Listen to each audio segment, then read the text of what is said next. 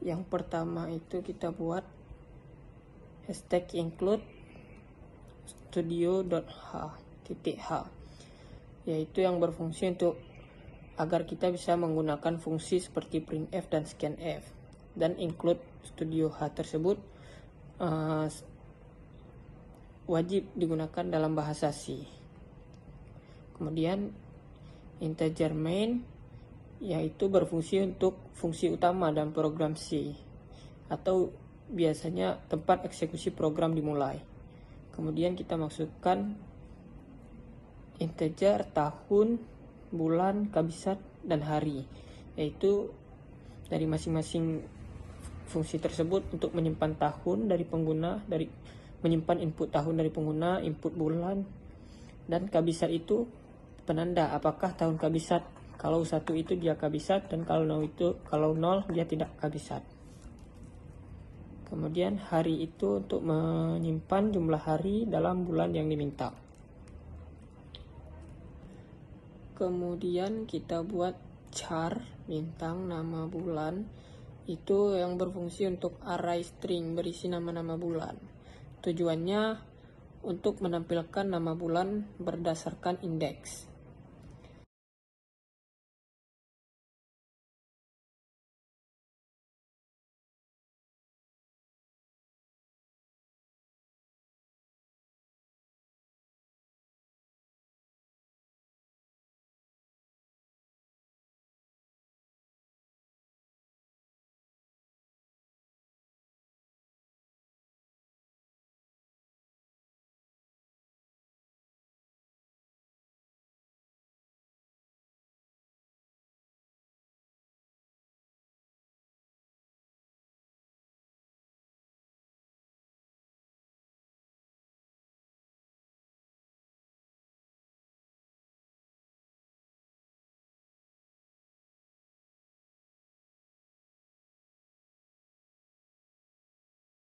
Terus kemudian kita bikin printf dan yang kurung masukkan tahun dan scanf. Terus buat juga printf, masukkan bulan dan scanf. Printf itu untuk menampilkan pesan ke layar, dan scanf itu untuk menerima input dari pengguna dan menyimpan ke variabel tahun dan bulan.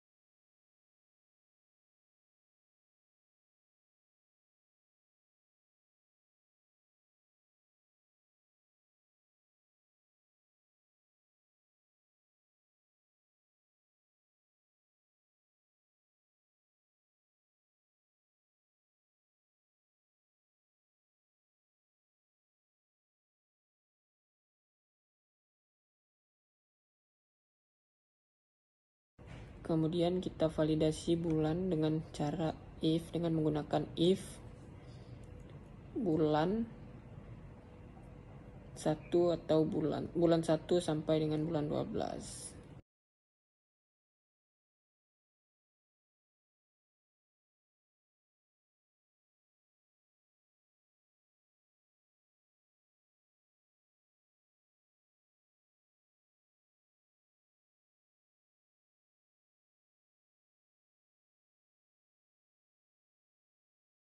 Terus kemudian kita buat juga printf bulan tidak valid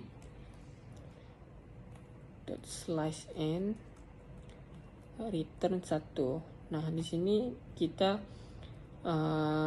mengecek apakah input bulan itu valid antara bulan 1 sampai 12, dan jika tidak valid tampilkan pesan error dan hentikan program dengan return 1. Dan untuk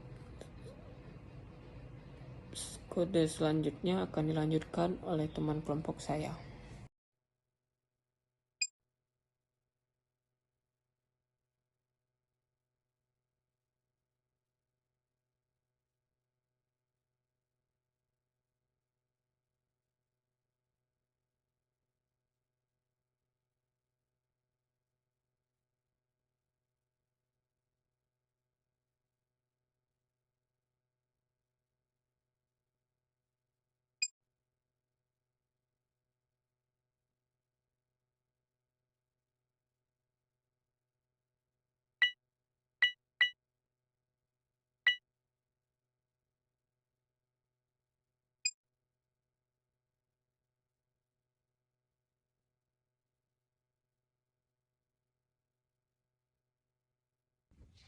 Oke, jadi di sini saya akan melanjutkan penjelasan, yaitu pertama, menentukan tahun kabisat.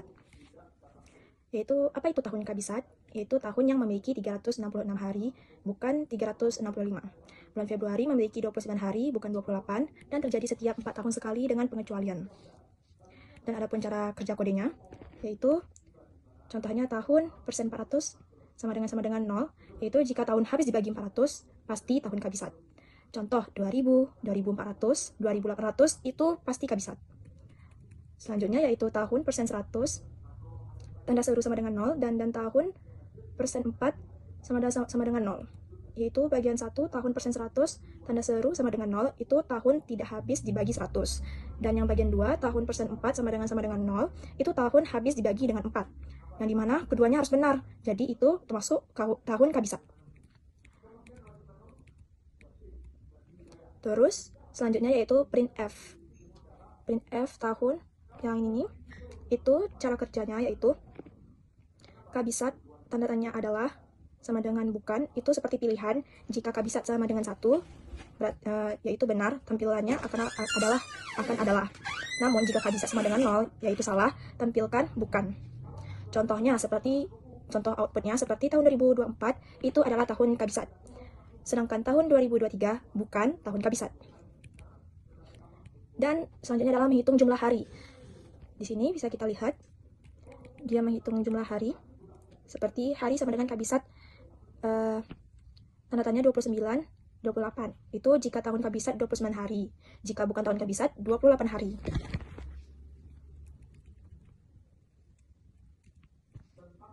Selanjutnya untuk 31 hari, yaitu April 4, Juni 6, September 9, November 11. Dan untuk menampilkan hasil akhir, yaitu di printf jumlah hari pada bulan persen S, tahun persen D adalah persen D strip N.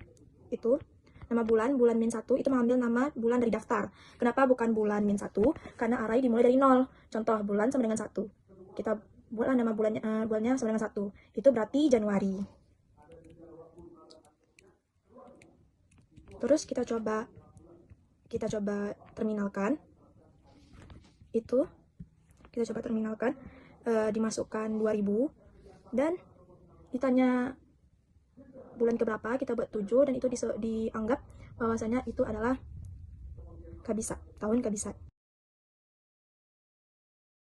Halo semuanya, aku T. Hekal Saputra ingin menjelaskan tentang program untuk membalik kalimat menggunakan array. Pertama ada stdoh, digunakan untuk fungsi input atau output seperti printf dan fget.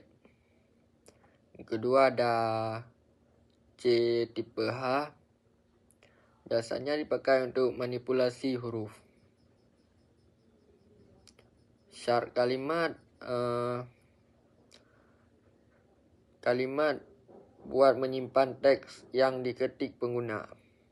Syarat hasil, untuk menyimpan hasil kalimat yang sudah dibalik dan diubah hurufnya. INT panjang I dan J dipakai untuk pengulangan dan penghitungan karakter. Input kalimat, printf akan meminta pengguna mengetik sebuah kalimat.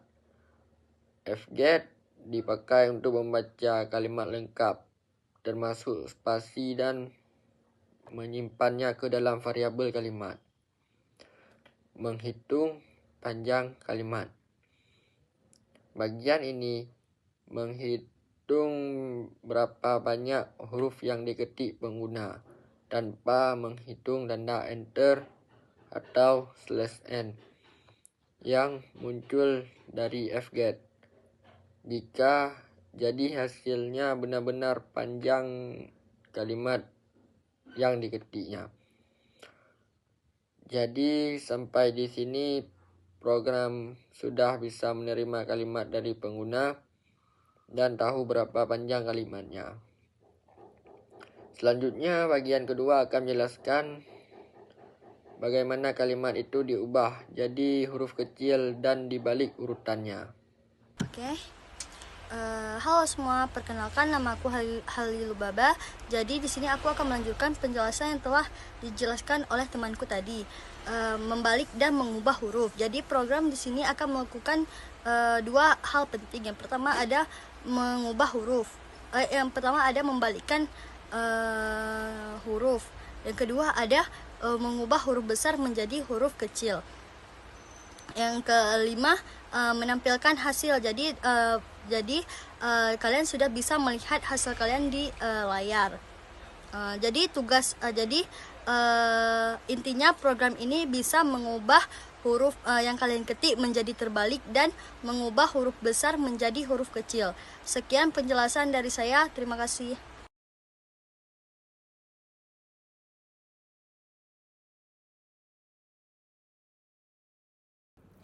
Perkenalkan, namaku Cut Zahira. Aku akan menjelaskan soal UTS nomor 3.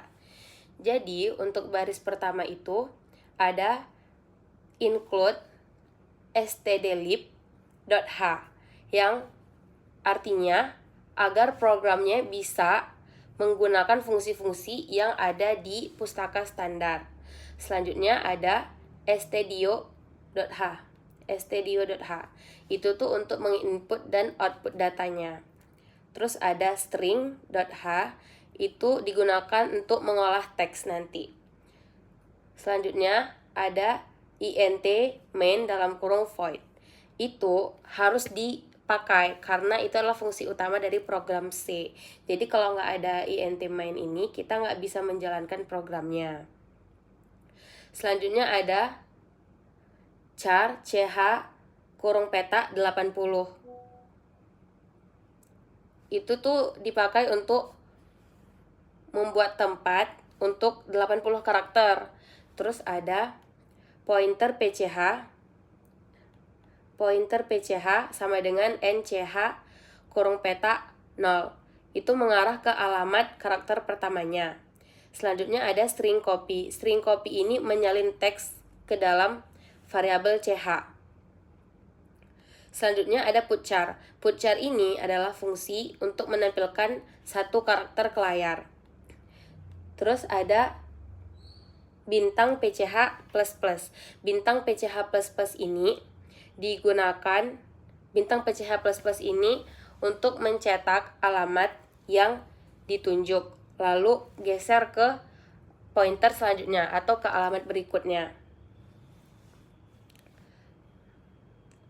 Selanjutnya ada bintang pch++. Bintang pch++ ini untuk kita cetak isi dari alamat memori, lalu ditambahkan dengan satu ASCII kayak gitu. Selanjutnya ada bintang ++pch. Itu artinya pointer maju ke alamat berikutnya, lalu dicetak hurufnya gitu. Lalu dicetak huruf yang ada di alamat itu. Sama juga sama yang bawahnya, bintang ++pch. Pointer maju ke alamat berikutnya, lalu cetak huruf yang ada di alamat. Terus ada ++ bintang pch. Itu artinya geser ke alamat selanjutnya. Geser dulu ke alamat selanjutnya, baru dicetak gitu.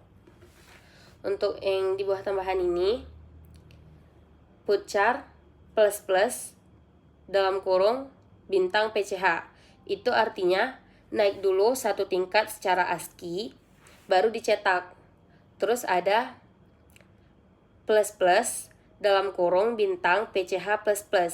Itu kita juga naikkan dulu secara ASCII satu kali dari alamat yang ditunjuk, lalu geser ke alamat selanjutnya. Terus ini di bawahnya ada yang nggak ada putchar, cuman plus PCH aja. Itu tuh artinya kita menggeser pointernya, itu kita menggeser alamat pointer ke selanjutnya, tapi nggak dicetak gitu. Selanjutnya ada putchar plus dalam kurung bintang plus PCH. Itu kita naikkan nilai ASCII dari huruf, kita naikkan nilainya secara ASCII satu kali dari huruf yang ada di alamat setelah pointer digeser itu, lalu baru dicetak. Selanjutnya ada putchar dalam kurung tanda petik /n. Itu tuh untuk membuat baris baru kayak gitu. Selanjutnya ada printf dalam kurung tanda petik 2 %s/n. Itu untuk kita cetak isi string yang disimpan di variabel ch. Terakhir ada return exit _success. Itu tuh artinya programnya selesai dengan sukses. Sekian penjelasan dari saya, terima kasih.